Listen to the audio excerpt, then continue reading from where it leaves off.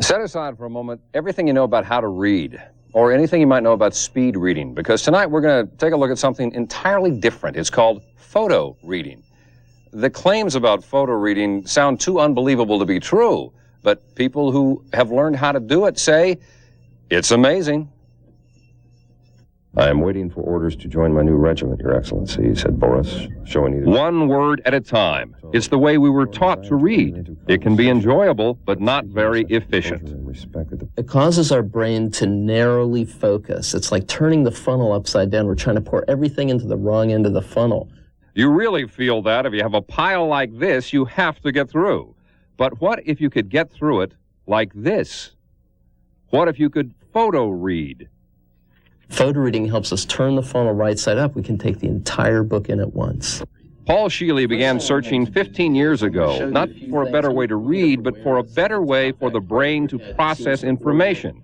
What he developed is the photo reading whole mind system. The key is really in the photo reading step itself, which is mentally photographing that written page at a page per second. Paul suggested he walk me through the process to show me how it works. He gave me a pile of books to pick from, topics from art history to gardening. I picked one called Accelerated Learning because it seemed appropriate. The first step is to establish your purpose. What would you hope to get out of a book like this? I couldn't come up with a really clear purpose, and that would prove to be a problem. But I moved on to the next step, which is to close your eyes. So if you would, just take a moment right now with a clear purpose in mind, just to feel yourself relaxing. Research has found that relaxed alertness is the ideal state for learning. Once relaxed, the next step is to preview the book. You want to keep it real superficial, front and back cover, table of contents, the way the thing's laid out. He also has you pull out what he calls trigger words as you preview. Analytical, recognition, Ebbinghaus. Key terms that just catch your attention, and you're supposed to write them down with colored pens to get more of your mind and senses involved.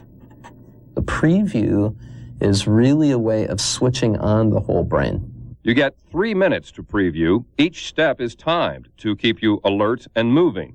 The next step would be photo reading. But first, you relax again. And here, he says it's key to say positive phrases to yourself, such as, all that I photo read makes a lasting impression on my inner mind and is available to me.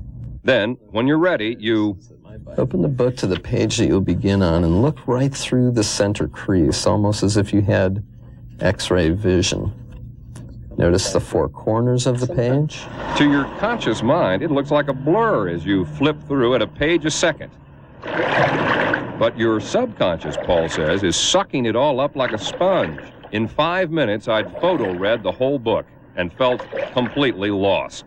Exactly the way Matt Haug says he felt when he was learning to photo-read 2 years ago when he was 13.